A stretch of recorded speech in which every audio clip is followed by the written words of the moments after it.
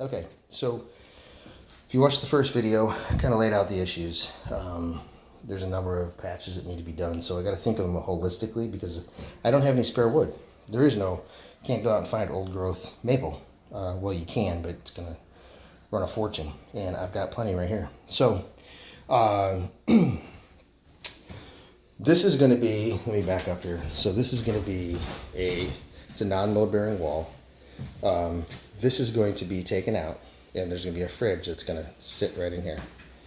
Underneath that fridge, there's usable wood there, right? And I've got too many patches to do in other places that I can't get hung up on trying to preserve what's under here. So what I'm going to do is, you'll notice that there's a natural butt joint right here. And we've already kind of identified in the design of the floor that natural butt joints. There's another one here. And then there's another one. I believe it's right here. It's hard to tell because of this. I have to get down on my hands and knees and look. It might be here or it might be there. So we've established there's butt joints. So when somebody comes and looks at this after this wall is gone, you know, they won't look at, their eye won't get caught and say, oh, this doesn't look natural. You know, we've only, if I butt everything up against here, the patchwork, as I see some people do, it looks unnatural. But when you have a design that's already established these butt joints, a series of butt joints, it's going to look completely natural, that we patch it all right in here. So my thought is, right now, is what we're going to do is we're going to take all of this out from here to here.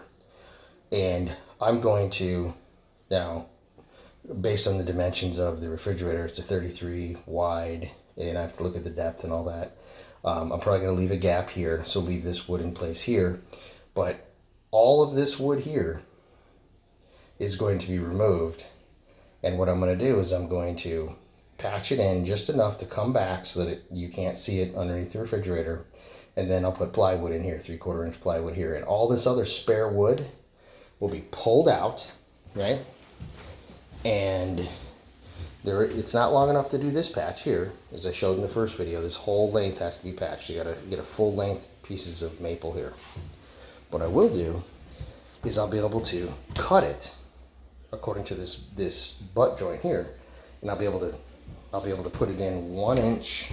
I'm gonna say 1 inch beyond the cabinet here.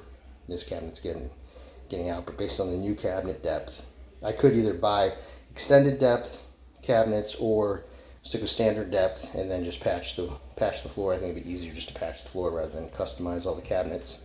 So then we'll use that wood to patch all along here, okay? And hopefully we'll have enough wood.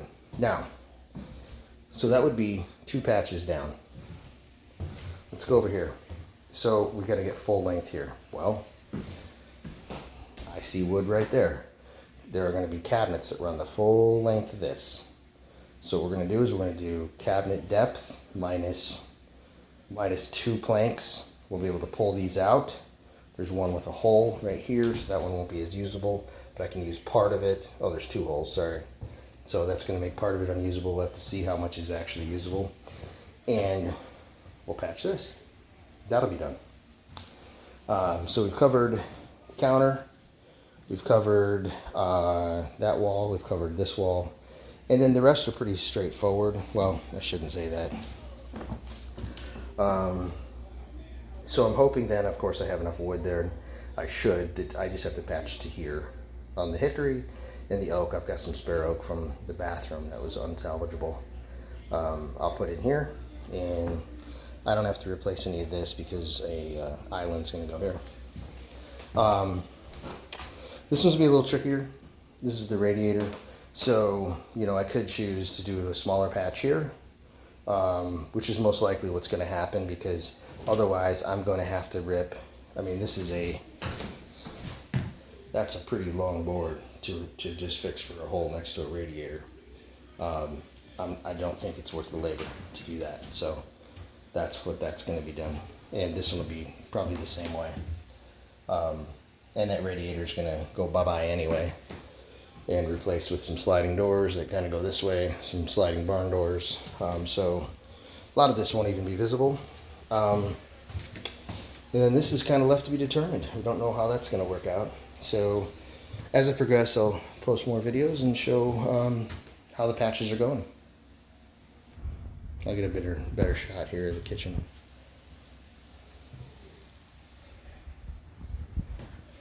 It's crazy, isn't it? Here used to be a door there.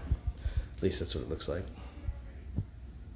That's why my theory of that patch over there, I think it used to extend to there, and there was a door that came in here. I don't know though, that would be pretty non-standard width.